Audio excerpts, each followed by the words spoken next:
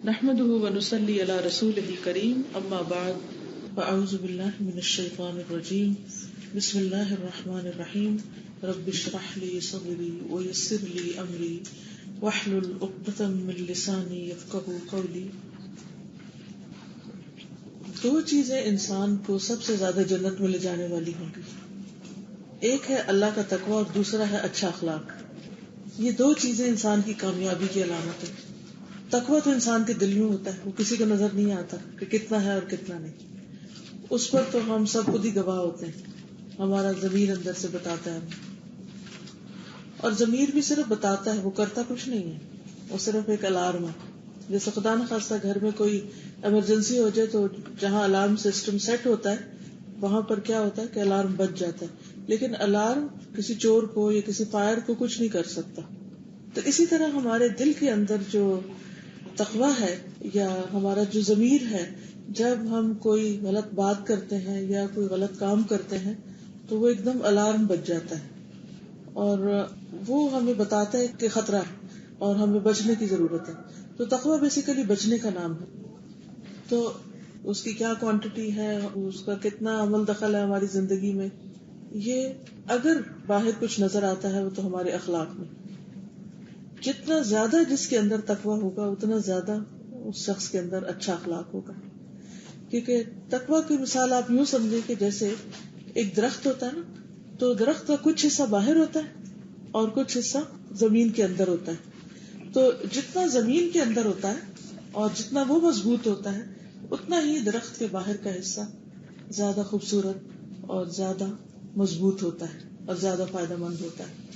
تو اس لیے ایک طرف تو ہمیں تقوی کے اوپر کام کرنے کی ضرورت ہے اور اپنے اندر کو سنوارنے کی ضرورت ہے, اپنے اندر کے ایمان کو اور اللہ سبحانہ وتعالیٰ کے ساتھ تعلق کو مضبوط کرنے کی.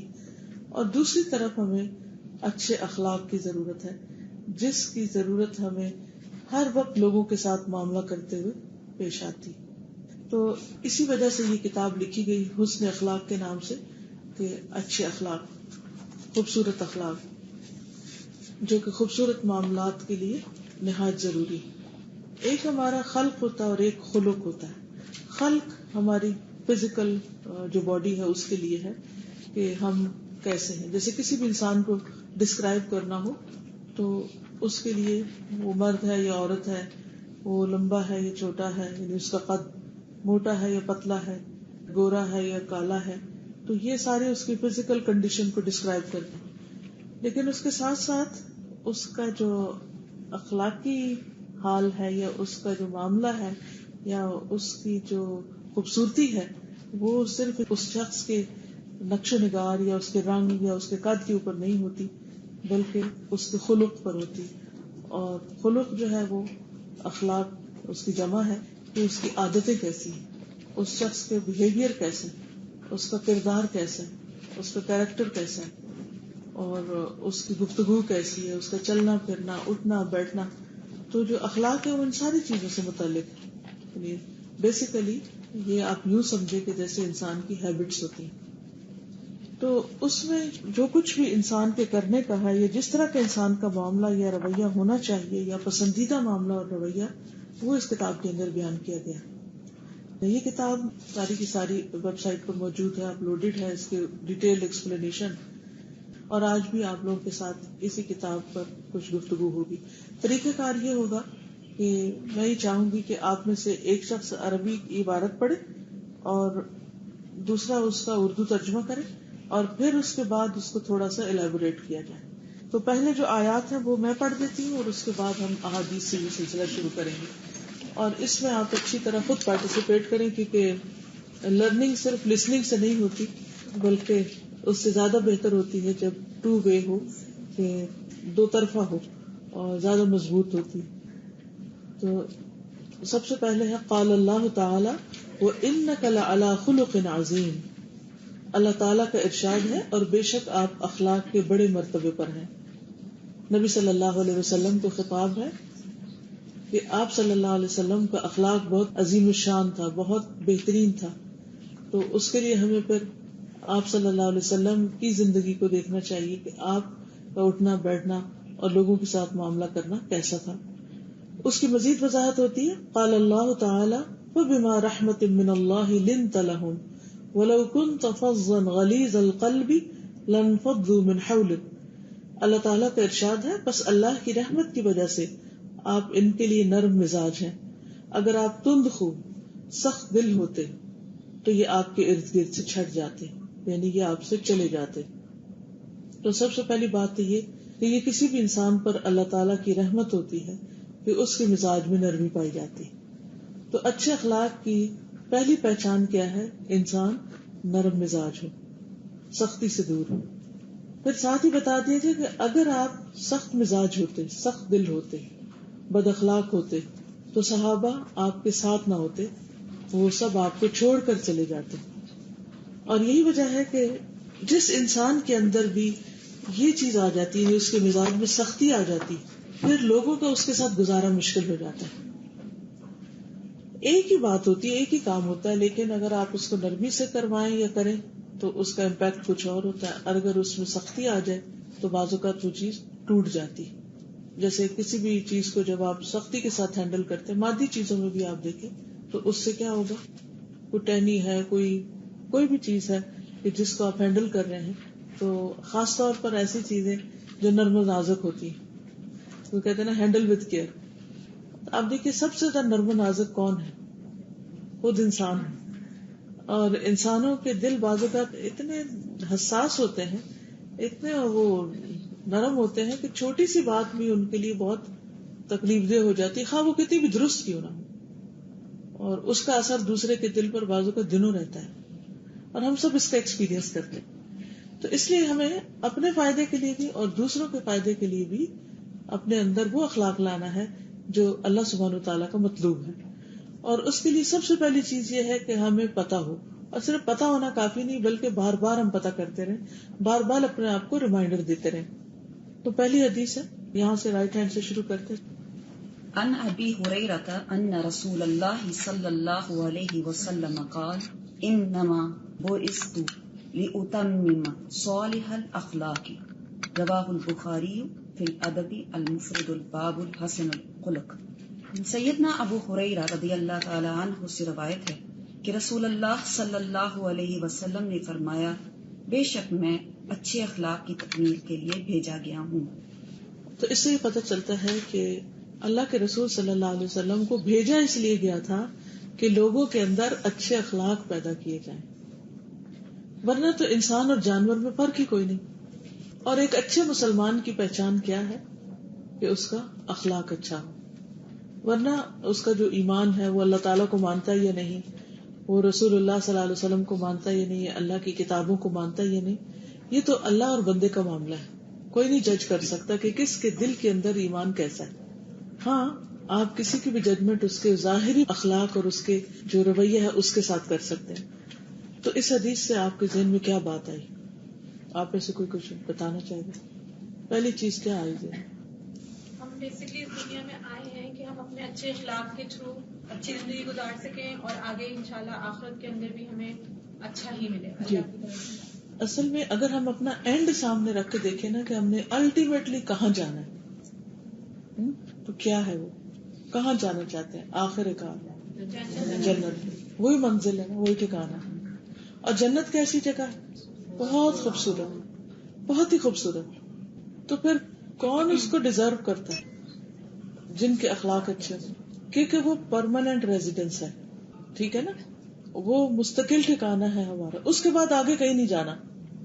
اچھا دنیا میں تو کیا ہوتا ہے، آپ ایک جگہ رہے، وہاں سے تنگ ہوئے تو دوسری جگہ، مثلا کسی لڑکی کی شادی ہوتی ہے، اگر سسرال اچھے نہیں تو میاں سے لڑ جھگڑ کے یا ان سے کسی نہ کسی طرح وہ اپنا گھر الگ کر لیتی. تو کیا ہوتا ہے، وقتی طور پر مسئلہ حل ہو جاتا ہے، یا نہیں حل ہوتا تو واپس اپنے ماں باپ کے گھر چلی جاتی. ایسے ہوتا ہے نا. اچھا ماں باپ کے گھر سے کوئی چاڑ پٹک ہوتی ہے تو کہیں اور نکل جاتی، کہیں اور چلی جاتی. تو دنیا میں تو انسان اپنی جگہ چینج کر لیتا ہے، ہمسائے چینج کر لیتا ہے، رشتے داروں سے دور چلا جاتا ہے، کئی چیزیں ہوتی ہیں. لیکن آخرت میں تو پھر تبدیلی نہیں ہو سکتی. وہ تو جہاں جو گیا اس نے وہیں رہنا اور ہمیشہ رہنا. ذرا اس پہ غور کیجیے کہ کبھی وہاں سے نکلنا ہے ہی نہیں، for ever and ever and ever and ever. تو کیا خیال ہے کہ وہاں اللہ سبحانہ و تعالیٰ ایسے لوگوں کو گھر دیں گے، جگہ دیں گے جو بدتمیز ہوں، بد اخلاق ہوں، دوسروں کا بھی جینا حرام کر دے؟ وہ ایسے فسادی ہوں کہ جہاں بیٹھے وہ دوسروں کی بھی نیندیں حرام کر دے؟ ایسے لوگ جنت میں جائیں گے؟ مطلب سوچنے کی بات ہے. ان کو وہاں ٹھکانہ ملے گا؟ وہ گھر ان کے لیے بنایا گیا، ایسے لوگوں کے لیے نہیں ہے. تو آپ امیجن کیا کریں کہ میں جنت کی ریزیڈنٹ ہوں، تو وہاں پر خاص قسم کے لوگوں کو جگہ ملے گی، یعنی جو وہاں جانے کے لائق ہیں، قابل ہیں، اس کے لیے سوٹیبل ہیں، وردی ہیں. تو جب کبھی کوئی ایسی حرکت ہو جائے جو اخلاق کے منافی ہے تو اپنے آپ سے خود بات کیا کرے اور کہا کرے کہ کیا یہ وہاں چلے گا، کیا اس کے ساتھ وہاں رہنا ممکن ہوگا. ظاہر ہے جو یہاں پیس لونگ ہے ان کو ہی وہاں پیس ملے گا. اور عادتیں ایسی چیز نہیں ہوتی کہ جو یکا یک آپ کی تبدیل ہو جائے، ان کو تو وقت لگتا ہے، تو بڑی محنت لگتی ہے اور مسلسل کام کرنا پڑتا ہے. جیسے اگر کوئی شخص یہ تمنا کرے کہ وہ پتلا ہو جائے، اسمارٹ ہو جائے، کیا کرنا پڑتا ہے؟ اپنی فزیک کو خوبصورت بنانے کے لیے کتنی محنت کرنی پڑتی ہے. سب خواتین کو اس کا ایکسپیرینس، مسلسل اور مینٹین کرنا اس کو اور مشکل ہے. کتنا نفس کو مارنا پڑتا ہے، کتنی پسندیدہ چیزیں چھوڑنی پڑتی. اسی طرح جنت میں جانے کے لیے جو خوبصورتی ریکوائرڈ ہے، ایک طرح کا دنیا میں رہنے کے لیے جو خوبصورتی ریکوائرڈ ہے، اس کے لیے بھی انسان کو بہت کچھ محنت کرنی پڑتی ہے. اور جنت میں جانے کے لیے اور وہاں رہنے کے لیے جو خوبصورتی ریکوائرڈ ہے، اس کے لیے تو اور بھی زیادہ محنت کرنی پڑے گی.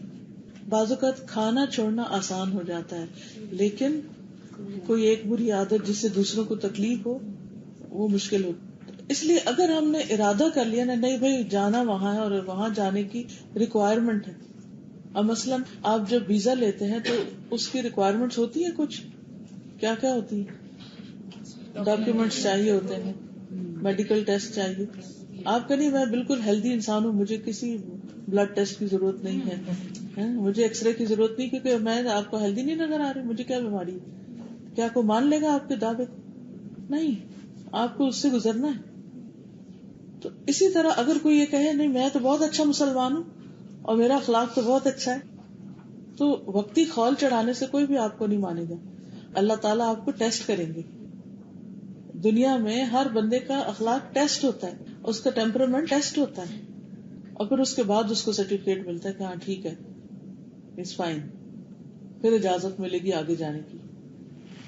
اور جو شخص کوشش کے باوجود بھی چھوٹی موٹی کوئی چیز رہ گئی، ان کو بھی پل سرات جب پار ہو جائے گا تو قنطرہ پہ پھر روک لیا جائے گا کہ ذرا ادھر پہلے اپنے آپ کو دھلاؤ، سب کچھ صاف کرو پھر اندر جا سکتے. دنیا میں تو مسجد میں جانے کے لیے ہم وضو کر لیتے ہیں، کپڑے صاف پہن لیتے ہیں، نہا دھو لیتے ہیں، صرف فزیکل اپیرنس اپنا سارا صاف ستھرا کرتے ہیں. لیکن جنت میں جانے سے پہلے، اس بڑے گھر میں جانے سے پہلے اندر باہر دونوں ہی صاف کرنے پڑیں گے، اور اس کے لیے ابھی سے ورک آؤٹ کرنا پڑے گا. کیونکہ نبی صلی اللہ علیہ وسلم کو بھیجا اسی لیے گیا تاکہ آپ لوگوں کو بتائیں اور انسانوں میں سے ایسے لوگ تیار ہوں جو وہاں بسائے جا سکتے. سب نہیں جا سکتے وہاں. اگلی حدیث کون پڑھی؟ آپ پڑھی. عن انس بن مالک قال كان رسول الله صلی اللہ علیہ وسلم احسن الناس خلقا. سیدنا انس بن مالک رضی اللہ عنہ سے روایت ہے کہ رسول اللہ صلی اللہ علیہ وسلم لوگوں میں سب سے زیادہ اچھے اخلاق کے حامل تھے. رواہ مسلم کتاب الفضائل. تو نبی صلی اللہ علیہ وسلم نے جو تعلیم دی وہ صرف زبانی نہیں تھی بلکہ عملی تھی، پریکٹیکل. یعنی صرف لوگوں کو نہیں کہا کہ تمہارا اخلاق اچھا ہونا چاہیے، بلکہ خود اس کا نمونہ بن کے دکھایا، اور سب سے بہترین نمونہ. آپ میں سے کوئی آپ صلی اللہ علیہ وسلم کی کسی واقعے کو مینشن کر سکتا ہے اچھے اخلاق کے؟ کوئی چیز یاد کرے، کیونکہ یہ یاد رکھنا اور یہ ذہن میں باتیں آنا بہت ضروری ہے. اس کی تھوڑی ایکسرسائز کر لیتے ہیں کیونکہ یہ آپ کو ہیلپ کرتا ہے کسی بھی خاص سچویشن میں کس طرح بہیو کرنا ہے.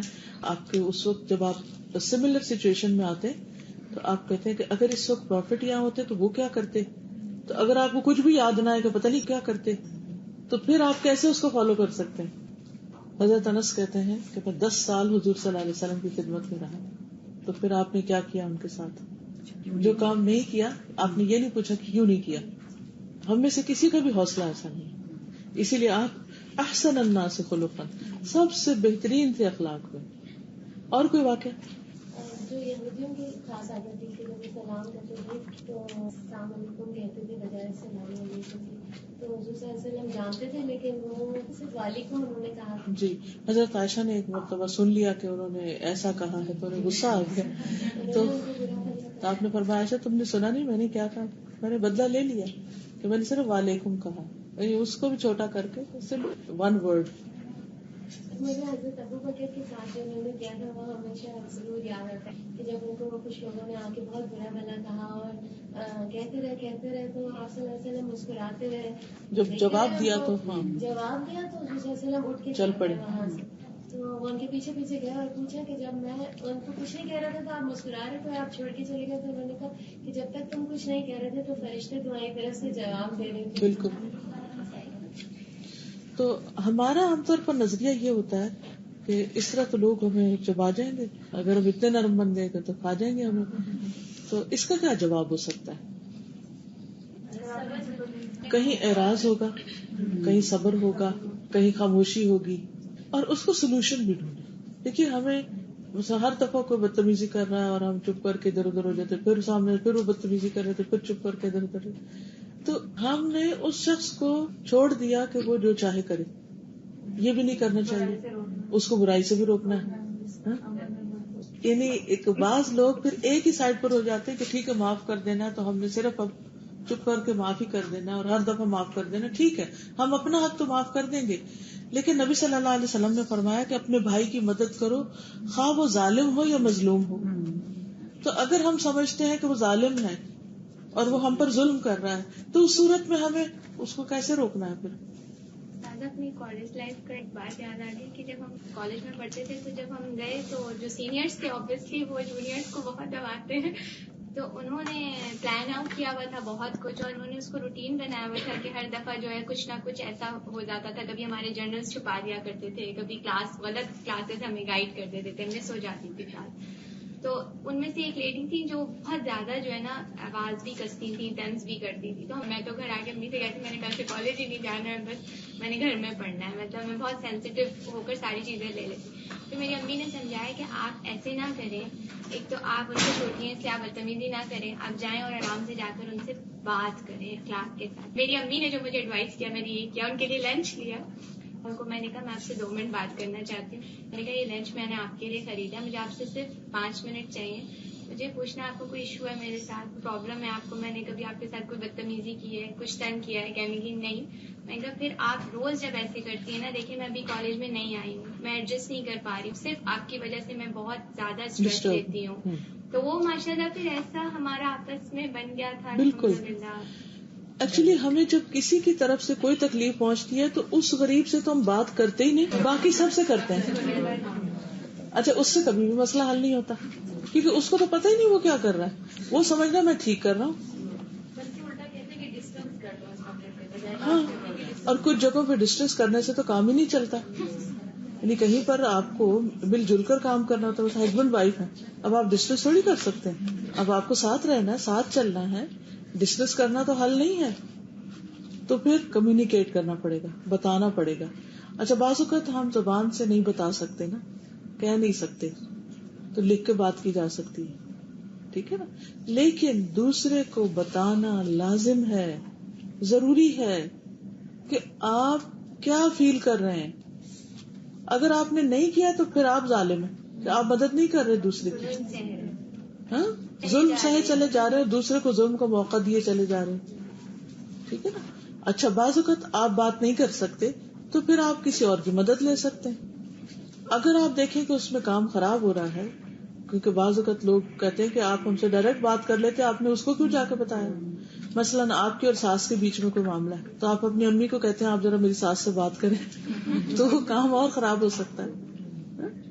تو وہ ساس کہے گی کہ اب تو میں آپ کی ماں ہوں، آپ مجھ سے خود ہی کہہ دیتی. اچھا اب کہنا کیوں مشکل ہوتا ہے؟ کیونکہ ہم پہلے سے ڈسٹینس کر چکے ہوتے ہیں نا، ادھر ادھر منہ کر رہے ہوتے ہیں یا بات ہی نہیں کر رہے ہوتے، تو پھر کس طرح کسی سے بات کریں گے جا کے. تو اس میں جو سلام کرنا ہے یا سلام کو رواج دینا ہے یا کثرت سے سلام کرنا، یہ بہت فائدہ مند ہے. ایک یہ کہ اسے موڈ آف کر کے نہیں پھرنا چاہیے، دوسرے یہ کہ سلام کرنا نہیں چھوڑنا چاہیے. تیسرا یہ ہے کہ دوسرے سے یہ جیسے انہوں نے کہا نا کہ مجھے 2 منٹ چاہیے آپ کے، کہا مجھے جب فارغ ہوں بتا دو. گمان اچھا رکھنا چاہیے. ہمیں پتہ ہی نہیں کتنا کیا سوچ رہے ہیں پہلے اس کو بالکل نیگیٹو مارکنگ کر کے. بالکل. تو گمان اچھا رکھنا چاہیے. اور پھر آپ جب بات شروع کریں تو آپ منفی جملے سے نہ کریں کہ مجھے آپ سے شکایت ہے. یعنی بہت سے لوگ جو ہیں جب دوسرے سے بات کرنے لگتے ہیں تو پہلے ہی دوسرے کی غلطی سے شروع کرتے ہیں. میں آپ سے بہت ہرٹ ہوتی ہوں، یا مجھے آپ سے بہت شکایت ہے، یا اس طرح کی کوئی بات نہیں کرنی. ٹھیک ہے، آپ نے میرے ساتھ یہ کر دیا، ہاں آپ نے میرے ساتھ ایسا کر دی، ایسی باتوں سے شروع نہیں کرنا. آپ دوسرے سے کہہ سکتے ہیں کہ آج کل میں تھوڑے اسٹریس میں ہوں، تو دوسرا پوچھ سکتا ہے کہ کس چیز کا اسٹریس ہے. تو پھر آہستہ آہستہ تھوڑی سی تمہید باندھ کے یا تھوڑا سا دوسرے کو پریپیئر کر کے بات شروع کرنی چاہیے. اچھا بعض لوگ کہتے ہیں اچھا آپ مائنڈ نہ کریں، میں نے آپ سے ایک سوال کرنا ہے. اب وہ جس نے نہیں بھی مائنڈ کرنا وہ پہلے اس کا دل بیٹھ جائے کہ پتہ نہیں کیا ہونے لگا. وہ جسے کہتے ہیں نا کہ پنک ہاتھی کے بارے میں مت سوچو. اب ہاتھی تو پنک نہیں ہوتا، جب ہم پنک ہاتھی کہتے ہیں تو خود ہی ہاتھی کے اوپر رنگ آ جاتے ہیں، تو دوسرے کو ہم کانشیس کر دیتے ہیں. اس سے بھی ہم نے پرہیز کرنا ہے کہ ہم نے دوسرے کو کانشیس نہیں کرنا اور پھر آرام سے بات کر لینی. اور ایک اور چیز یہ بھی آپ کر سکتے ہیں کہ پہلے آپ نعمتوں کو گنوائیں یا اس شخص سے پہنچنے والے جو فیض ہے اس کا ذکر کریں. دیکھیں ہر شخص میں خیر بھی ہوتی، پازیٹیو طریقے سے شروع کریں. اس میں آپ ان سے کہہ کہ آپ کی یہ بات بھی بہت اچھی ہے، آپ کا ایسا بھی اچھا ہے، ایسا بھی اچھا ہے، ایسا اچھا ہے، لیکن پتہ نہیں کیوں میں ہی سینسیٹیو ہوں، مجھے یہ چیز تھوڑی سی تکلیف دے جاتی ہے، تو اگر میری کوئی غلطی ہے تو مجھے صاف بتا دیا جائے. یہ سچویشن کے مطابق دوسرے سے بات کی جا سکتی. اچھا پھر یہ ہے کہ جیسے کلوز ریلیٹیوز ہیں نا، تو ان کے ساتھ ہم کچھ ریزولوشن بھی کر سکتے ہیں، کوئی معاہدہ بھی کر سکتے ہیں، کوئی اگریمنٹ کر سکتے ہیں آپس میں کہ اگر میں ایسا کروں تو آپ مجھے روکیں، اور دوسرا بھی کہے کہ اگر میں ایسا کروں تو مجھے تم یاد دلا دینا. تو ہسبینڈ وائف کے درمیان اتنی کمیونیکیشن ضرور ہونی چاہیے کہ اگر مثلاً اس نے گھر آ کے سلام نہیں کیا تو آپ آگے خود اپنے عمل سے سلام کر لیں. وہ نہیں مسکرائے آپ مسکرا دیں، یا پھر پیار سے کہنے آپ نے مسکرانا ہے آج، یعنی کہ خوشی خوشی سے بات کریں تو انشاءاللہ مائنڈ نہیں کریں گے. لیکن اس کلچر کو عام کرنا ضروری ہے کیونکہ ہنستا کھیلتا مسکراتا کلچر جنت والوں کا ہے. اللہ تعالیٰ کو ایسے لوگ پسند ہے، تو ہمیں ویسا بننا ہے، نہ کہ گھر کے اندر ایک ایسی خوف کی فضا چھائی بھی ہو کہ سارے کے سارے ایک پریشانی کے عالم میں ہوں. اگلی حدیث کون پڑھے گا؟ عن ابی ہریرہ رضی اللہ قال قال رسول اللہ صلی اللہ علیہ وسلم اکمل المؤمنین ایمانا احسنهم خلقا رواہ ابو داؤد کتاب السنہ. سیدنا ابو ہریرہ رضی اللہ عنہ سے روایت ہے کہ رسول اللہ صلی اللہ علیہ وسلم نے فرمایا مومنوں میں سب سے زیادہ کامل ایمان والے وہ ہیں جو اخلاق میں سب سے اچھے ہوں. تو اس سے یہ پتہ چلتا ہے کہ اخلاق اور ایمان کا گہرا تعلق ہے، جیسے درخت کی جڑ اور اس کے پھول پتوں کا آپس میں گہرا تعلق ہے. اور سب سے اچھا ایمان اس کا ہے جس کا اخلاق سب سے اچھا ہے، یعنی لوگوں کے ساتھ اس کا معاملہ زیادہ اچھا ہے. ہم سب یہ جانتے بھی ہیں اور ہم کوشش بھی کرتے ہیں، لیکن ہم سب غلطیاں کر جاتے ہیں. غلطی ہو جائے تو کیا کرنا چاہیے، اب اس پہ بات کرتے ہیں. پہلے تو ہم نے دیکھا نا دوسرے سے غلطی ہو تو کیا کرنا چاہیے. اب یہ کہ اگر ہم سے غلطی ہو جائے مان لینا چاہیے، مان لینا چاہیے، اگر ہمیں ریئلائز ہو گیا تو فوراً رک جانا چاہیے. آپ جب ہمیں یہ پتا ہوگا کہ اگلا شخص جو کچھ بھی کر رہا ہے یہ اللہ کی مرضی کے بغیر نہیں ہے. جی یہ بھی سوچا جا سکتا ہے. اس میں یہ ہے کہ ہر بندے کا مزاج اللہ نے مختلف بنایا نا، اور کچھ لوگوں کا مزاج آپ تبدیل کر ہی نہیں سکتے. کچھ لوگ ہوتے ہیں ہنس مکھ ہوتے، کچھ لوگ ہوتے ہیں روکھے بھی کئی ہوتے ہیں. آپ جو مرضی کر لیں وہ نہیں ٹھیک ہو سکتے. ان کا مزاج ہی ایسا ہے اور ان کو پتا بھی نہیں، ان کو پرواہ بھی نہیں ہوتی. دل کے اچھے بھی ہوتے ہیں، ایسا نہیں ہوتا کہ برے ہوتے، مگر ان کا جو آؤٹ لک ہے یا ان کا جو رویہ ہے وہ اس طرح نہیں ہے. کچھ لوگ ہوتے ہیں وہ لائیولی ہوتے ہیں، ہنسی مذاق کرنے والے ہوتے ہیں، مزاح کرتے ہیں. تو ایسی صورت میں سب سے پہلے تو ہمیں لوگوں کو اپنی مرضی کا ڈھال کے نہیں رکھنا یا دیکھنا، ان کو ایز اٹ از ایکسپٹ کرنا، یہ ایسے ہی ہے. جو شخص یہ سمجھ جاتا نا اس کو کوئی مشکل نہیں رہتی. کیونکہ مثلا وہ دیکھتا ہے کہ کسی کا کھٹکا ہو رہا ہے تو ایسا ہی ہے. اچھا بچوں کے ہم کیوں برداشت کرتے ہیں سارا دن؟ چور ہنگامہ چیزیں پھینک رہے ہیں, کچھ کر رہے ہیں, تو ہم اس وقت کیا کرتے ہیں؟ ہمیں پتا ہوتا, ہم کہتے ہیں بچے ہیں نا. اچھا اگر ہم تھوڑا فرسٹریٹ ہو تو جو ساتھ بیٹھا ہوگا وہ کیا کہے گا؟ بچے ہیں نا, تم تو بچی نہیں, تم تو بچی نہیں ہو, وہ تو بچے ہیں نا, ہے نا. یعنی تم ریئلائز کرو, ایکسپٹ کرو کہ وہ یہ بچے ہیں, انہوں نے یہ کرنا ہی کرنا ہے. اگر یہ نہ کریں تو یہ بچے نہ رہے, یہ تو ایڈلٹ بن جائے. تو اس لیے ہمیں لوگوں کو ان کی عادات کے ساتھ ایکسپٹ کرنا ہوتا ہے. تو یہ ایسے ہی ہیں, جب وہ پتا ہو نا یہ ایسے ہی ہیں, تم کہتے چھوڑو ایسے ہی ہیں, کرنے دو ایسے ہی ہیں, یہ ایسے ہی بنائے گئے. جیسے زمین ہوتی ہے نا, انسان مٹی سے بنا نا, تو جتنی مٹی کی قسمیں ہیں نا اتنے قسم کے انسان ہیں. کوئی مٹی نمکین ہے, کوئی شوریلی ہے, کوئی زرخیز ہے, کوئی نرم ہے, کوئی سخت ہے, کوئی خوشبودار ہے, کوئی پھیکی سی ہے. تو انسان بھی اسی طرح ہی. تو اس میں ان بیچاروں کا بھی یعنی تو ان کو ایک مارجن دینا چاہیے, کیونکہ ان کی اٹھان ایسی ہوئی ہے. ایک گھر میں پیدا ہونے والے بچوں کے آپس میں کتنے مزاج فرق ہوتے ہیں. ایک اتنا کیئرنگ ہوتا ہے, اتنا لونگ ہوتا ہے, آپ کی چھوٹی چھوٹی بات کا خیال رکھتا ہے, اور ایک آپ کے سامنے بیٹھا اور اس کو آپ کی تکلیف نظر نہیں آئے گی. فرق ہے نا, مزاج ہی فرق ہے. اور کیا کر سکتے ہیں؟ ہم سے غلطی ہو جائے تو پھر کیا کرنا چاہیے؟ بات ہی ہو رہی تھی نا, جس کے ساتھ ہم نے ظلم کیا غلطی کی تو اسی سے معافی مانگے, اسی سے معافی مانگو. ٹھیک ہے, جس مقدار میں ہم غلطیاں کرتے ہیں اتنے نفل تو پڑھ نہیں سکتے. اگر میں آپ سب سے کہوں کہ والنٹریلی ہاتھ کھڑا کریں کہ آج کس نے کوئی غلطی نہیں کی. میرے اندر یہ پرابلم ہے اور مجھ سے نہ چاہتے ہوئے بھی ایسا ہو جاتا ہے. وہ ہم سب سے ہوتا ہے. کبھی کبھی ہم نہیں چاہتے, چڑچڑاہٹ ہو جاتی ہے, جس سے پھر لگتا ہے کہ دوسرا ہرٹ ہو گیا اور پھر اپنا ہی دل دکھتا ہے اور سمجھ نہیں آتا. اس کو سوری بھی بولو تو بھی وہ نہیں مانتا. بالکل اس کو بتانا چاہیے کہ میرے نیچر میں یہ کچھ ہے. ایک اور بات یہ ہے کہ اس وقت ایکسپلین کرنے کے بجائے اچھا کچھ کر دینا چاہیے. ٹھیک ہے, یعنی سب سے بہترین طریقہ کیا ہے کہ جس کے ساتھ آپ نے زیادتی کی اسی کے ساتھ آپ اور اچھا کر دیں. تو ان الحسنات یذہبن السیئات. اگر ایک بات پہ آپ نے بچے کو ڈانٹا ہے یا ایک بات پہ آپ نے اس کے ساتھ کوئی کی ہے, یعنی زیادتی کر دی, ہمیں خود بھی پتا ہوتا ہے بعض اوقات کہ ہم نے بچے سے خود بھی پھر بعد میں پریشان ہوتے ہیں کہ بچے کے ساتھ زیادتی کیوں کر دی, لیکن اس وقت میں ایسے غصے میں آتے ہیں کہ ہم بھول جاتے ہیں کہ انصاف کرنا ہے یا اتنی سزا دینی جتنی اس کو ملنی چاہیے. تو اس صورت میں پھر یہ ہے کہ کسی دوسری طرح کمپنسیٹ کریں, اس کی پسند کا کھانا بنا دیں یا کوئی اور, یعنی کسی بھی طرح اس کو پھر خوش کر دیں. ہسبینڈ کے ساتھ ہو گئی ہے, پیرنٹس کے ساتھ, بہن بھائیوں, دوستوں کے ساتھ, تو کچھ نہ کچھ اچھا کر دیں. تو ادفع باللتی ہی احسن فاذا الذی بینک وبینہ عداوۃ کأنہ ولی حمیم. کہ دشمن بھی اس طریقے سے دوست بن جائے گا. انسان ہے, بار بار غلطی ہو جاتی ہے, ہم معافی بھی مانگتے ہیں, اپنی اس چیز کو ایکسپٹ کرتے ہیں, تو آپ اس کو سوری بھی بولتے ہیں, کبھی سوری مسٹیک غلطی ہو. بعضوں کا سوری کام نہیں کرتا, عمل کی سوری کریں نہ کہ زبان سے سوری.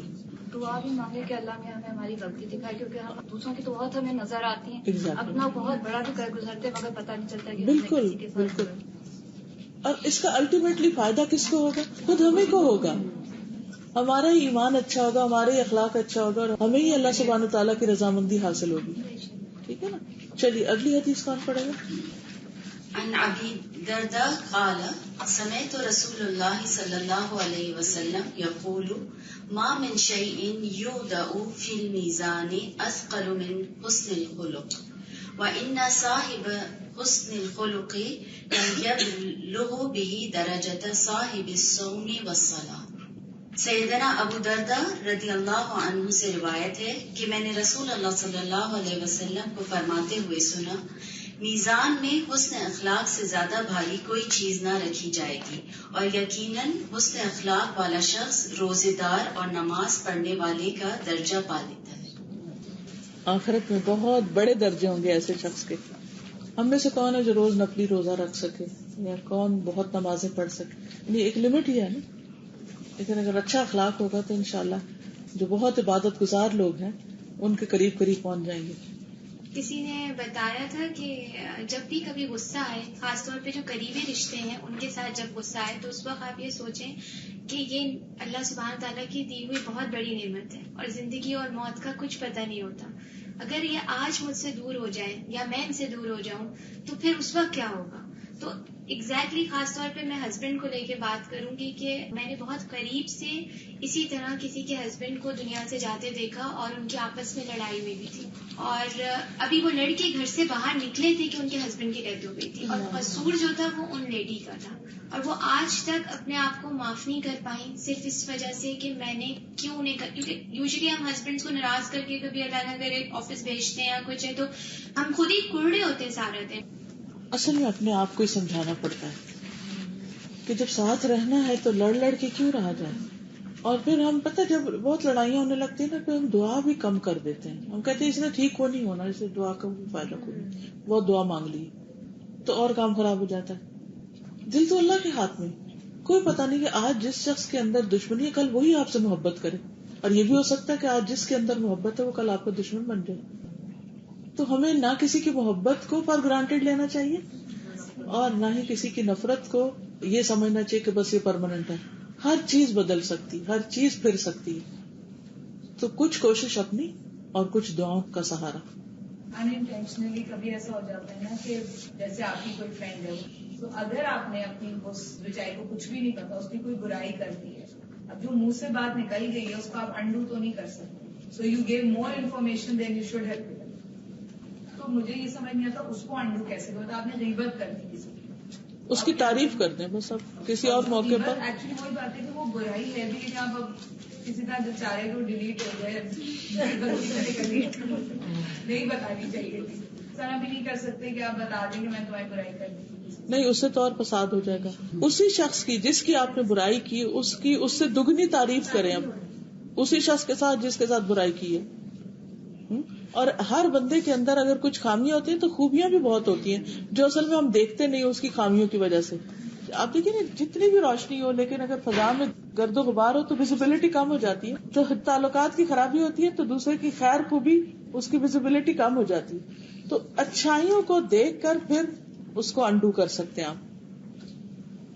کبھی کسی کی اچھائیاں ایک دفعہ آپ نکالنے کی پریکٹس شروع کریں نا تو اس میں بھی بہت مزہ آتا ہے اور پھر اتنی اچھی وہ ہو جاتی ہے، پھر آپ کو ہر انسان اچھا لگتا ہے اور خود اتنی اچھی فیلنگ ہوتی ہے. بالکل.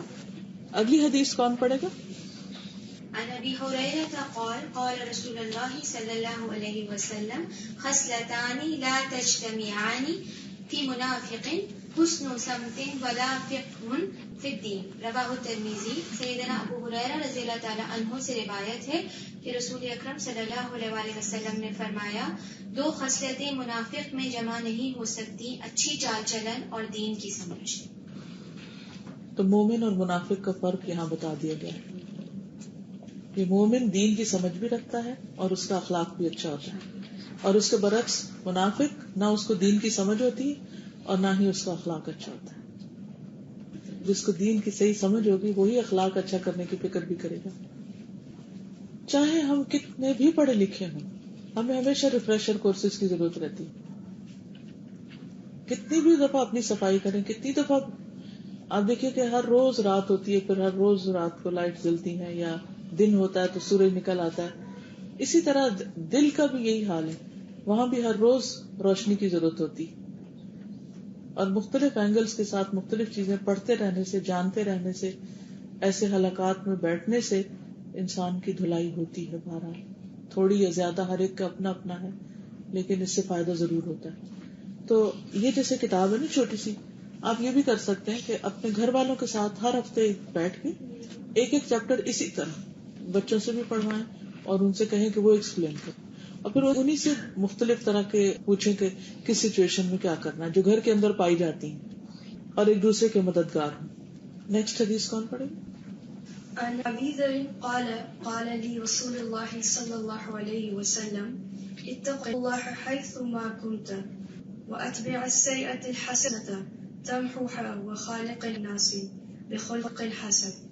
سیدنا ابو ذر رضی اللہ عنہ سے روایت ہے کہ رسول اللہ صلی اللہ علیہ وسلم نے مجھ سے فرمایا، تم جہاں کہیں بھی ہو اللہ سے ڈرو اور برائی کے پیچھے نیکی کرو تو نیکی برائی کو مٹا دے گی، اور لوگوں کے ساتھ اچھے اخلاق سے پیش آؤ۔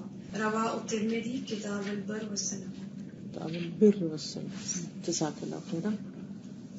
تو اس سے 3 باتیں پتہ چلتی ہیں اس حدیث سے۔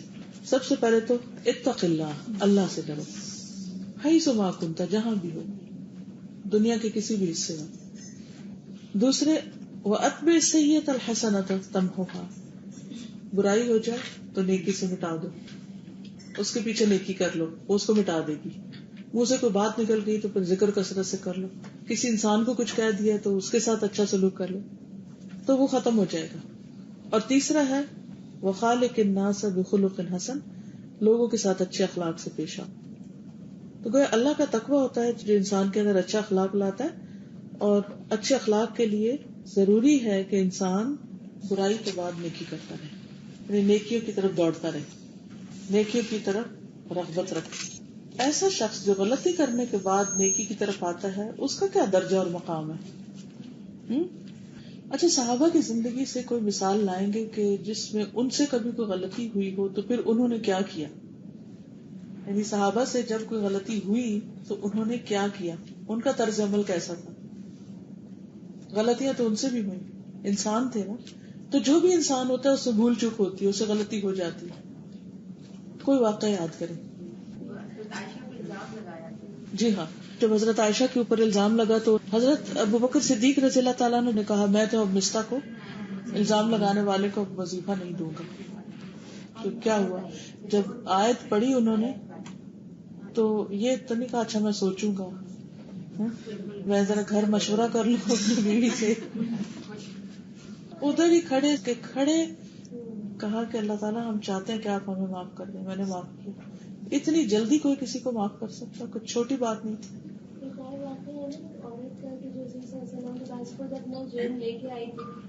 جی ہاں بالکل، ایک اور عورت جو خود اپنا جرم لے کر آئی حضور صلی اللہ علیہ وسلم کے پاس اور کہا کہ مجھے صاف کر دیجیے، مجھے پاک کر دیجیے، ایک صحابی بھی تھے، ٹھیک ہے۔ اس کے علاوہ وہ لوگ جو غزوہ میں ساتھ نہیں گئے تھے، جی ہاں، ابو لبابہ اور ان کے ساتھی، انہوں نے کیا کیا تھا؟ انہوں نے اپنے آپ کو مسجد نبوی کے ایک ستون کے ساتھ باندھ دیا تھا، and it was a public place. اپنے آپ کو خود سزا دے رہے تھے وہاں، کہ آؤ لوگوں دیکھو، 5 وقت کی نماز میں دیکھو مجھے، میں غلطی کرنے والا ہوں۔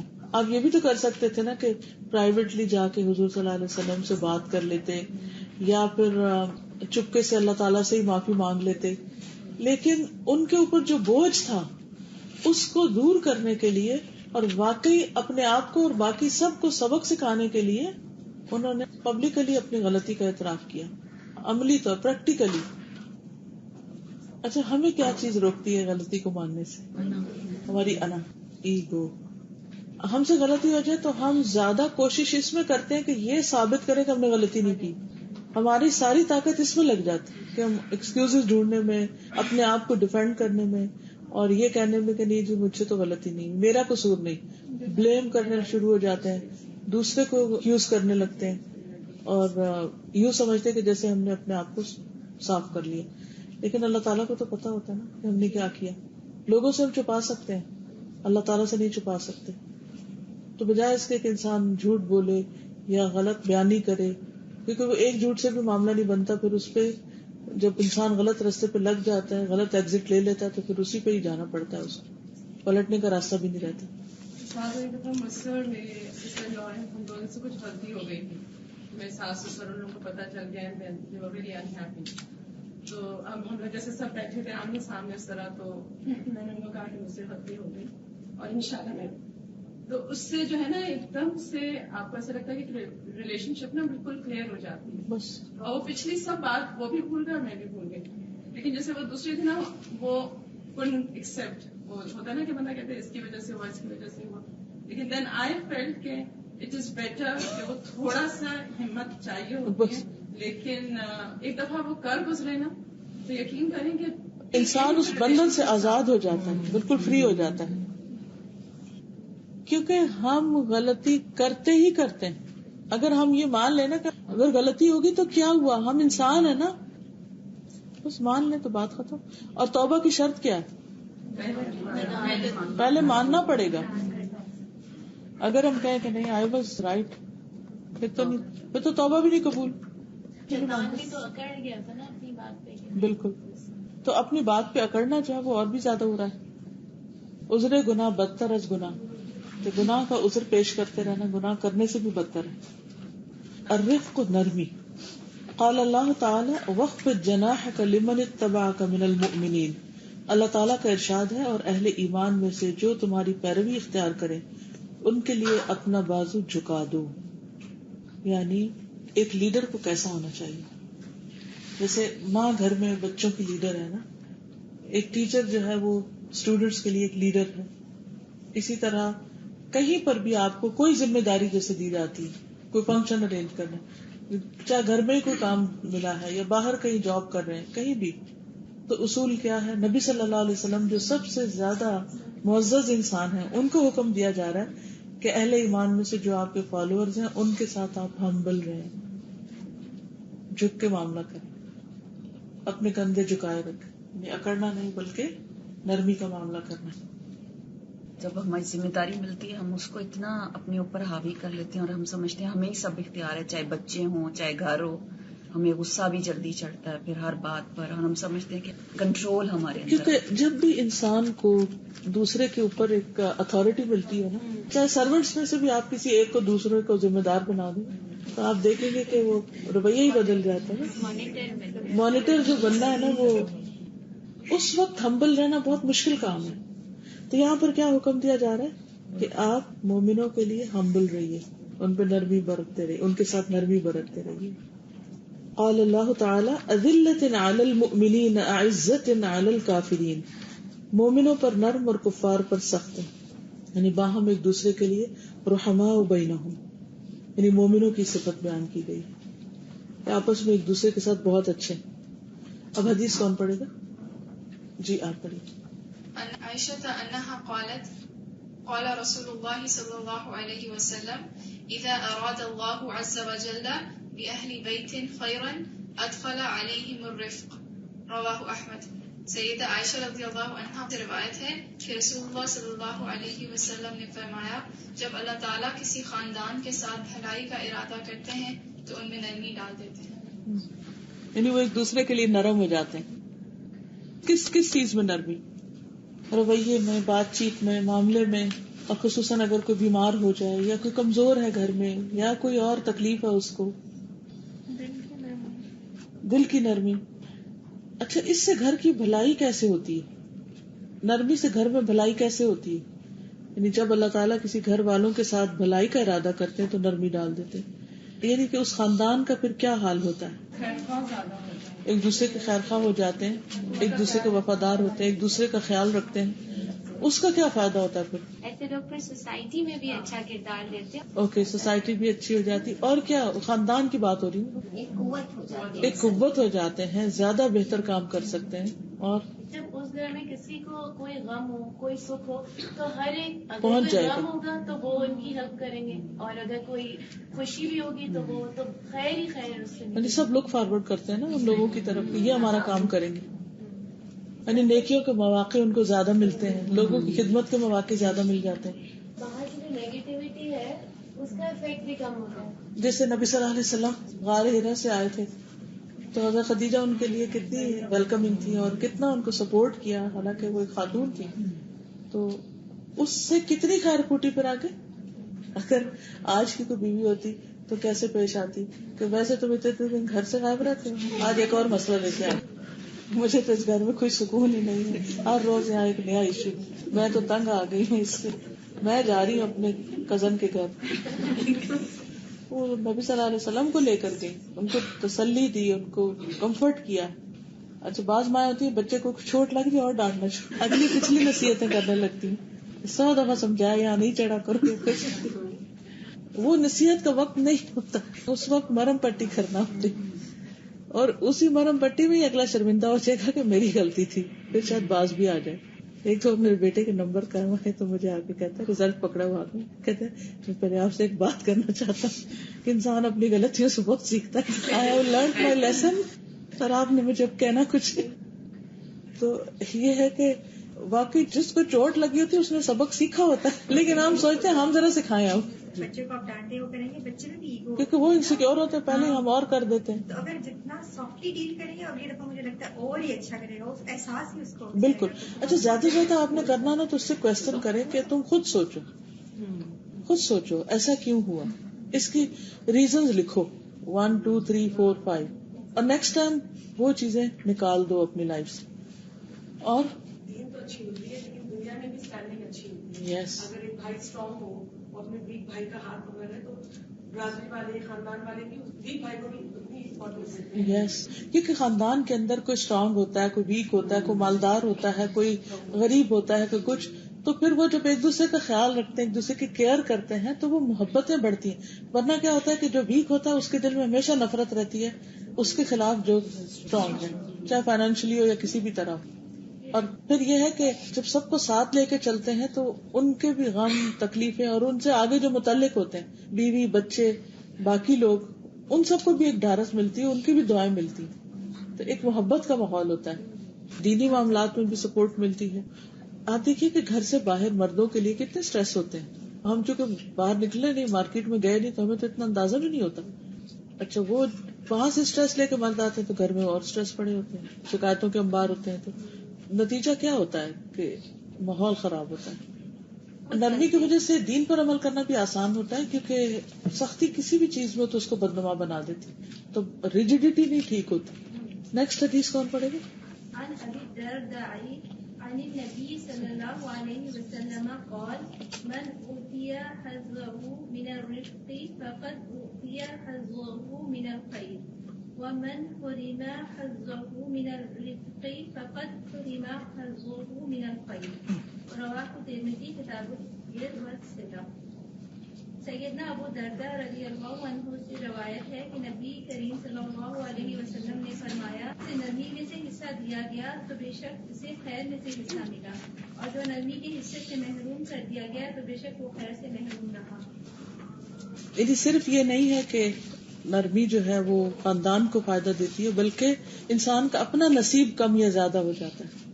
یعنی خیر کا بہت بڑا حصہ نرمی کے ساتھ آتا ہے. ایک چیز جو انسان کو ملنے والی ہوتی ہے تو انسان کے بعض اوقات اپنے گناہ کی وجہ سے، سختی کی وجہ سے، بے وجہ ناراضگی کی وجہ سے کیا ہوتا ہے کہ وہ اس سے محروم ہو جاتا ہے. کرو مہربانی تو محل زمین خدا مہربان ہو کر عرش بری پر. یہ تو ایک مانا ہوا اصول ہے، جب بھی آپ کسی سے مہربانی کریں گے تو اللہ سبحانہ وتعالیٰ آپ پر مہربان ہوگا. مجھے کل پرسوں کسی نے ایک واقعہ اپنا لکھ کر بھیجا، بہت ہی انسپائرنگ لیٹر تھا. انہوں نے لکھا کہ میں ایک دفعہ ٹی وی دیکھ رہی تھی تو جنید جمشید کا مجھے انٹرویو میں سن رہی تھی، تو کسی نے ان سے پوچھا کہ آپ دین کے راستے کی طرف کیسے آ گئے ہیں. تو کہتے کہ جب میں گانے وغیرہ گایا کرتا تھا تو کہتے اور تو میں کچھ نہیں سوچ سکتا، ایک واقعہ مجھے یاد آتا ہے تو مجھے لگتا ہے شاید اللہ نے اس کی وجہ سے مجھ پر رحم کیا. کہ میں راستے سے گزر رہا تھا تو میں نے دیکھا کہ ایک کتا لہو لہان پڑا ہے، تو میں نے اس کو سائڈ پہ کر کے اس کو گڑھا کھودا اور اس کو اس میں دفنا دیا. کہ چاہے جانور ہے مگر اس کی بھی ایک حرمت ہے نا، تو اس سے میرے دل کو بڑا ہی ایک اطمینان ہوا. تو یہ کام کیوں کیا تھا وہ بات یاد کر کے کہ جس میں ایک فاحشہ عورت جو تھی کنویں میں اتری، دوبارہ موزے میں پانی لے کر آئی اس کتے کے لیے جو باہر پیاسا تھا. تو اللہ سبحانہ وتعالیٰ نے اس نرمی کی وجہ سے، اس شفقت کی وجہ سے اس کے سارے گناہ معاف کر دیے اور اس کو جنت میں داخل کر دیے، کیونکہ بیسک کیریکٹر اندر موجود تھا جس کا اظہار ہوا. تو وہ کہنے لگی کہ ہمارے گھر میں بھی کافی مشکلات ہوتی تھیں اور کچھ اس قسم کی چیزیں تھی کہ میں چاہتی تھی میرے ہسبینڈ دین کی طرف آ جائیں، بچے آ جائیں، لیکن سمجھ نہیں آتی.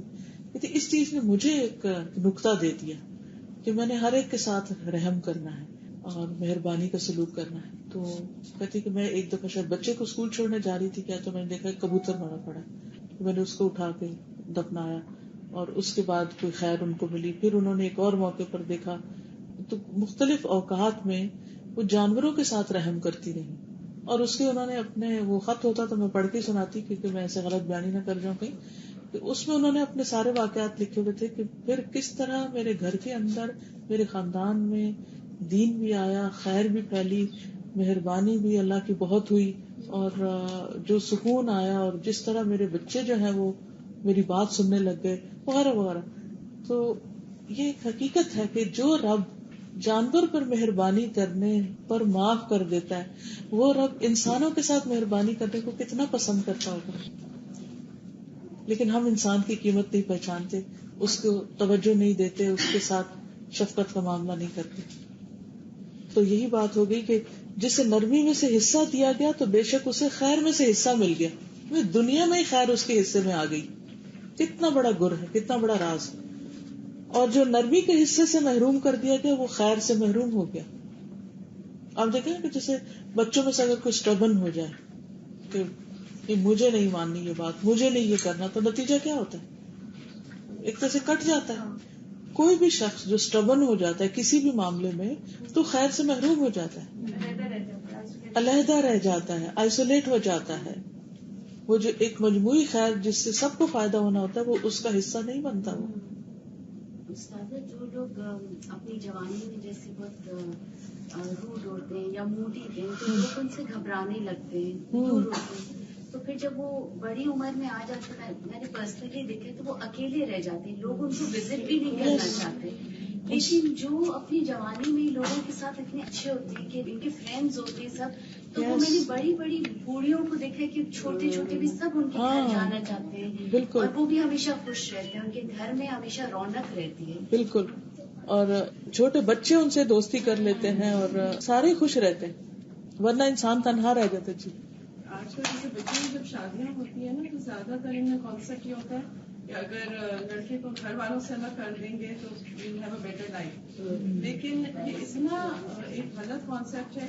میں یہ کہتی ہوں بے شک انسان الگ رہ رہا ہو, دیٹ از ناٹ, لیکن کٹنا نہیں چاہیے, تعلقات نہیں خراب کرنے چاہیے, کیونکہ اس سے کیا ہوتا ہے کہ پھر آپ بالکل آئسولیٹ ہو جاتے ہیں, اور جب آپ کو فیملی کی ضرورت ہوتی ہے تو آپ کو پھر کوئی پوچھتا نہیں. ایگزیکٹلی, بالکل, اٹس ناٹ سکسیسفل. اور ویسے بھی وہ حدیث مجھے اتنی اچھی لگتی ہے کہ جو شخص چاہتا ہے اس کے رزق میں برکت اور اس کی عمر میں برکت, اسے چاہیے کہ صلہ رحمی کرے, رشتوں کو جوڑ کے رکھے, پھر زندگی میں کمی نہیں آئے گی کسی چیز کی. اگلی حدیث کون پڑھے گا؟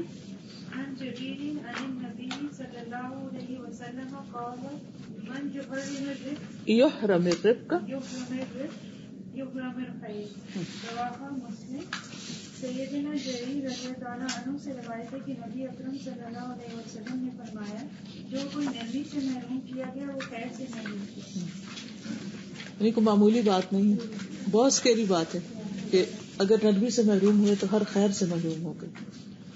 اور ہم میں سے ہر شخص خیر کا حریص ہے, بچوں کی خیر ہو, زندگی, مال, تو لیکن اگر نرمی نہیں ہوگی تو وہ خیر کا حصہ جو ہے وہ چلا جائے گا. کچھ لوگ ایسے بھی تو ہوتے ہیں نا جو اپنے اوپر ایک تاری کر کے رکھتے ہیں, اندر سے نرم ہوتے ہیں مگر انہیں یہ ڈر ہوتا ہے کہ اگر ہم بہت زیادہ کسی سے فرینک ہو جائیں گے یا کسی پہ تو لوگ ہماری عزت کم ہو جائے گی یا لوگ ہمیں اس طرح. ایسے بھی لوگوں سے آپ ملتے ہیں جو اندر سے بہت سویٹ ہوتے ہیں, ان کا بھی یہ خوف نکالنے کی ضرورت ہے. بس پھر وہی بات ہے کہ زمین کی قسمیں ہیں, کہیں پاؤں پڑے گا تو ایک طرح سے, کہیں تو ایک کے ساتھ معاملہ کریں گے ایک اور طرح ہوگا, دوسرے سے کریں گے تو مختلف ہوگا. نیکسٹ حدیث کون پڑھے گا؟ پڑھیے. عن عائشة زوج النبي صلى الله عليه وسلم أن رسول الله صلى الله عليه وسلم قال يا عائشة إن الله رفيق يحب الرفق ويعطي على الرفق ما لا يعطي على الأنف وما لا يعطي على ما سواه رواه مسلم کتاب البر. سیدہ عائشہ رضی اللہ عنہا نبی کریم صلی اللہ علیہ وسلم کی زوجہ سے روایت ہے کہ رسول اللہ صلی اللہ علیہ وسلم نے فرمایا, اے عائشہ, بے شک اللہ تعالیٰ نرمی کرنے والا ہے, نرمی کو پسند فرماتا ہے, اور نرمی پر وہ جو کچھ عطا فرماتا ہے وہ سختی پر نہیں دیتا, اور نہ اس کے علاوہ کسی چیز پر عطا فرماتا. یعنی صرف انسان دنیا کی خیر سے نہیں بلکہ اللہ تعالیٰ کی طرف سے پہنچنے والی بہت سی نعمتوں سے محروم ہو جاتا ہے کہ اس کے بغیر کسی اور طریقے سے مل ہی نہیں سکتا. جیسے ابھی یہ کبوتر والا واقعہ, یہ کتے والا واقعہ جو ہے, اسی کو سامنے رکھ لیجئے کہ زندگی میں جب کوئی رکاوٹ آ جائے, کوئی کام نہ ہو رہا ہو, کوئی مسئلہ حل نہ ہو رہا ہو, کسی انسان کے ساتھ تعلق ٹھیک نہ ہو رہا ہو, یا کوئی مالی پریشانی ہو, تو ان ساری چیزوں میں سے اس کا جو علاج ہے ایک دعا تو ہے ہی, اللہ تعالیٰ کو پکارنا, باقی سب, لیکن انسانوں کے ساتھ مہربانی شروع کر. جانوروں کے ساتھ مہربانی شروع کر دیں, اپنے رویے میں نرمی اور لچک لانا شروع کر دیں, تو آپ دیکھیں گے کہ بہت سے رکے ہوئے اٹکی ہوئی چیزیں جو ہیں وہ ٹھیک ہونا شروع ہو جائیں گی. یعنی ایک تو نا کہ ہم عادتاً کرتے ہیں کچھ چیزیں, اور کچھ چیزیں ہمیں کانشیسلی بھی کرنی ہے, پھر شعور کے ساتھ ایک وظیفے کے طور پر. یعنی ایک وظیفہ تو ہوتا ہے نا ذکر کا ہم کرتے ہیں, اور ایک وظیفہ یہ بھی کرنا ہے کہ میں نے اتنے لوگوں کو کھانا کھلانا ہے, یا اتنے لوگوں کو پانی پلانا ہے, یا اتنے لوگوں کو ان کے کوئی علاج معالجہ کرانا ہے, یا کوئی اور دکھ تکلیف ان کی دور کرنی. تو انشاءاللہ جب آپ بندوں کی تکلیفیں دور کریں گے تو اللہ سبحانہ وتعالیٰ آپ کی کرے گا. جو ان کی دل سے دعا نکلتی ہے وہ بھی بہت ویلیو رکھتی ہے, جب آپ اسی کی تکلیف دور کرتے ہو. ہم ویسے کہتے ہیں ہمارے لیے دعا کرنا, لیکن جب وہ تو کرے گا تکلف میں کر دے گا کوئی, لیکن اس طرح جو دل سے کرے گا وہ اس کی تو بات ہی کچھ اور ہے. لیکن اسی طرح اگر آپ نے کسی پر ظلم کیا اور اگر وہ اپنے دل سے آپ کے لیے کوئی برا چاہیں تو وہ بھی بہت لگتی ہے, وہ بھی آہ لگتی ہے.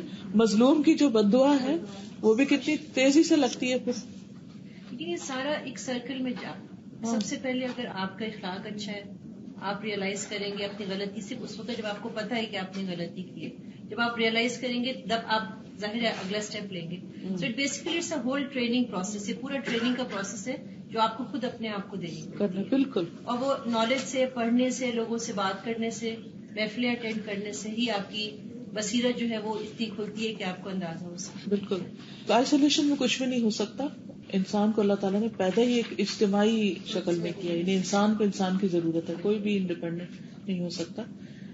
پھر اللہ سبحانہ وتعالیٰ قرآن مجید سے تو سکھاتے ہیں, حدیث سے بھی سکھاتے ہیں, نبی صلی اللہ علیہ وسلم کی سیرت سے, صحابہ کی سیرت سے ہم سیکھتے ہیں, لیکن ہم ایک دوسرے سے بھی بہت کچھ سیکھتے ہیں, آپس میں ایک دوسرے سے. بعض اوقات کوئی شخص اس کو پتہ ہی نہیں ہوتا کہ وہ کیا کہہ رہا ہے, لیکن وہ پورے کا پورا میسج آپ کے لیے ہوتا ہے. اس کی کوئی نیت ارادہ نہیں ہوتا کہ وہ آپ کو کوئی لیکچر دے, وہ کوئی واقعہ سنا رہا ہوتا ہے, وہ کوئی اپنا ایکسپیرینس شیئر کر رہا ہوتا ہے, لیکن آپ کو یوں لگتا ہے کہ جیسے یہ سارا تو میرے لیے تھا. تو یہ بھی اللہ تعالیٰ کی بہت بڑی رحمت ہے. لیکن اگر ہم کسی سے ملیں گے ہی نہیں, اگر ہم کسی سے بات چیت نہیں کریں گے, یا ہم کسی کو کوئی امپورٹینس ہی نہیں دیں گے, تو پھر کیا ہوگا؟ پھر خیر سے محروم ہو جائیں گے. اس شخص کی طرف سے ملنے والی جو خیر ہوگی اس سے تو رہ جائیں گے. اچھا, بعض لوگ کیوں نہیں ملتے؟ اس ڈر سے نہیں ملتے کہ یہ ہمیں کوئی کام نہ کہہ دیں. یہ بھی ایک چیز ہوتی ہے. حالانکہ جس سے آپ ڈر رہے ہیں نا, ہو سکتا ہے وہ آپ کا کرنے والا ہو, وہ آپ کے کسی کام آنے والا ہو. اور کئی دفعہ ایسا ہوتا ہے کیونکہ ہر چیز تو اللہ نے کرنی. آئسولیشن میں پھر انسان اور ڈپریسو اور ایگزیکٹلی اپنے آپ کی کھاتا ہے, اور ہر چیز منفی ہو جاتی, اور دوسروں کی ہر چیز پر غلط لگنے لگتی. اس سے اپنی بھی پریشانی بڑھتی اور دوسروں کو بھی آپ پریشان کرتے ہیں. اگلی حدیث کون پڑھے گا؟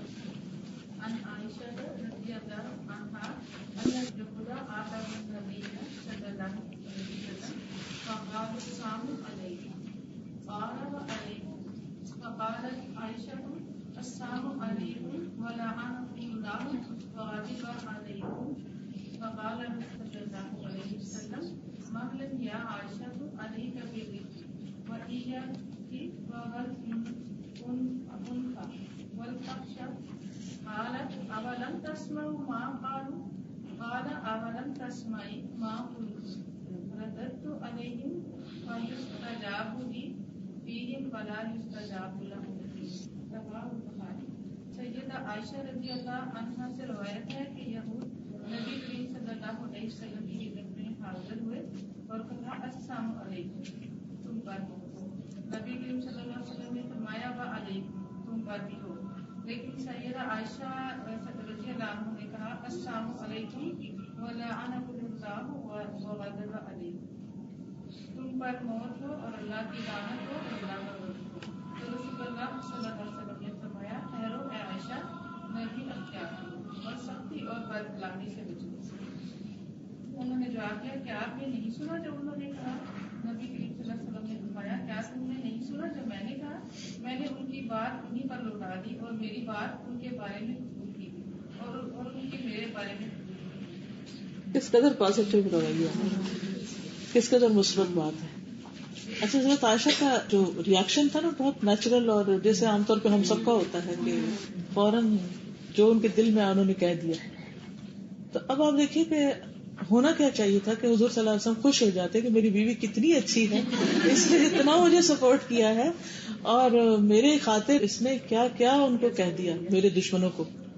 کہ آپ صلی اللہ علیہ وسلم کا اخلاق دیکھیے کہ جو آپ کو برا کہہ رہا ہے اسی سے ہی روک رہے ہیں. کہتی ہیں آپ نے نہیں سنا انہوں نے کیا کہا، تو آپ نے بس اتنا کہا، تم نے نہیں سنا جو میں نے کہا، اتنا ہی کافی تھا. اور اس موقع پر حضرت عائشہ کی تربیت کی آپ نے، فرمایا ٹھہرو عائشہ، نرمی اختیار کرو. کس کے ساتھ؟ دشمنوں کے ساتھ. یعنی اگر ہم نان مسلمز کے ساتھ عام طور پر ملتے جلتے رہتے ہیں، اور اگر ایسے بھی لوگ ہیں کہ ہمیں پتا ہے کہ یہ ٹھیک نہیں ہے، بعض اوقات ایسا ہوتا ہے نا، اور ایون مسلمز کے اندر بھی ہمیں پتا ہوتا ہے کہ کچھ لوگ they are not good to us, خاندان میں ہو سکتے ہیں، میل جول میں ہو سکتے ہیں، ہمیشہ ہم ان سے کنارہ کرتے رہتے ہیں نا کہ یہ کچھ کہہ نہ دیں یا کچھ کر نہ دیں، ایک خوف سا ہوتا ہے ان کے بارے میں. تو ان کے ساتھ بھی رویہ کیسا ہونا چاہیے، یہ اس لحاظ سے حدیث بہت ہی خوبصورت ہے کہ جب وہ ایسا کہنے لگی تو آپ نے حضرت عائشہ کو روک دیا. نہیں. کیوں روکا؟ کیونکہ ایسا کرنا پھر بد اخلاقی میں شامل ہو جاتا ہے کہ نہیں عائشہ ایسا نہیں کہو. اور فرمایا علیکی بالرفق، نرمی وإیاک بالعنف، سختی نہیں کرنی، شدت سے بچو، والفحش، اور بد کلامی سے بچو. یعنی انہوں نے کیا کہا تھا؟ وَلَعَنَكُمُ اللَّهُ وَغَضِبَ عَلَيْكُمْ، لعنت بھیجی تھی. تو ان کا کہ بد کلامی میں شامل ہو جاتا. جیسے بعض لوگوں کا تکیہ کلام ایسا ہوتا ہے کہ جیسے تیرا بیڑا غرق ہو، یعنی اس طرح کے جملے بولتے رہتے ہیں، تیرا ککھ نہ رہے. یہ سنے ہوگے جملے آپ نے، بہت کامن ہے، ہر زبان میں کچھ ایسے محاورے ہوتے ہیں. تو اس کو ہم ریپلیس بھی تو کر سکتے ہیں کس چیز سے؟ اللہ تمہارا بھلا کرے، یا پھر اللہ تمہیں ہدایت دے. عائشہ نرمی اختیار کرو، سختی اور بد کلامی سے بچو. ہم اسی سچویشن کو سامنے رکھ کے دیکھیں جو ہمیں کوئی ایسا معاملہ پیش آتا ہے تو ہم تو کہیں تو تم تو میرے دوست ہی نہیں اگر تم میرا ساتھ نہیں دو گے اور تم چند باتیں نہیں سناؤ گے دوسرے کو. اور کتنے پازیٹیو تھے آپ کہ میں نے جو کہا وہ تو قبول ہو گئی دعا، اور جو انہوں نے کہی وہ نہیں ہوئی. تو مجھے فکر کس بات کی؟ جیسے ابو لہب کی بیوی بھی جب آئی تھی آپ صلی اللہ علیہ وسلم ابو بکر کے ساتھ بیٹھے تھے، اس نے کہا تھا مزمم، تو آپ آرام سے بیٹھے رہے. کہا کہ میں تو محمد ہوں، میں ہوں ہی نہیں جو یہ کہہ رہی. تو بعض اوقات لوگ ہمیں جھوٹا کہتے ہیں یا کچھ اور ہم پہ الزام لگاتے ہیں، تو اگر آپ نہیں ہیں جھوٹے یا آپ کے اندر وہ خامی نہیں ہے تو آپ کو بالکل بے فکر رہنا چاہیے کہ ان کی باتیں مجھ پہ فٹ ہی نہیں آتی. کسی نے مجھے میسج میں بڑا اچھا بھیجا کہ 2 بچوں کی لڑائی ہو گئی، ایک بچے نے دوسرے بچے کو کہا کہ تم جھوٹے ہو، تو اس نے آگے سے کہا غصہ نہیں کیا، اس نے کہا میری مما کہتی ہے جو کہتا ہے وہی ہوتا. بات ہی ختم. چلیے آخری 2 حدیثیں پڑھ کے میں ابھی فارغ کر دیتی ہوں. عن عائشة زوج النبي صلى الله عليه وسلم عن النبي صلى الله عليه وسلم قال ان الرفق لا يكون في شيء الا زانه ولا ينزع من شيء الا شانه. سیدہ عائشہ رضی اللہ تعالی عنہا نبی صلی اللہ علیہ وسلم کی زوجہ سے روایت ہے کہ نبی کریم صلی اللہ علیہ وسلم نے فرمایا بے شک نرمی جس چیز میں بھی ہوتی اسے زینت دار بنا دیتی، بیوٹیفائی کر دیتی، اور جس سے یہ نکال لی جاتی اسے عیب دار کر دیتی. عن عبد الله بن مسعود قال قال رسول الله صلى الله عليه وسلم الا اخبركم بمن يحرم على النار او بمن تحرم عليه النار على كل قريب هين سهل. سیدنا عبداللہ ابن مسعود سے روایت ہے کہ رسول اللہ صلی اللہ علیہ وسلم نے فرمایا کیا میں تمہیں اس کی خبر نہ دوں جو آگ پر حرام ہے یا آگ اس پر حرام ہے، ہر اس شخص پر جو قریب، نرم خو اور آسان ہے، یعنی جسے ڈیل کرنا آسان ہے، اور جو لوگوں کے قریب ہوتا ہے، لوگوں کی بات سن لیتا ہے اور نرمی سے معاملہ کرتا ہے، اسپیس دیتا ہے دوسروں کو. جزاکم اللہ خیرا. سبحانک اللہم و بحمدک اشہد ان لا الہ الا انت استغفرک و اتوب الیک. السلام علیکم و رحمۃ اللہ وبرکاتہ.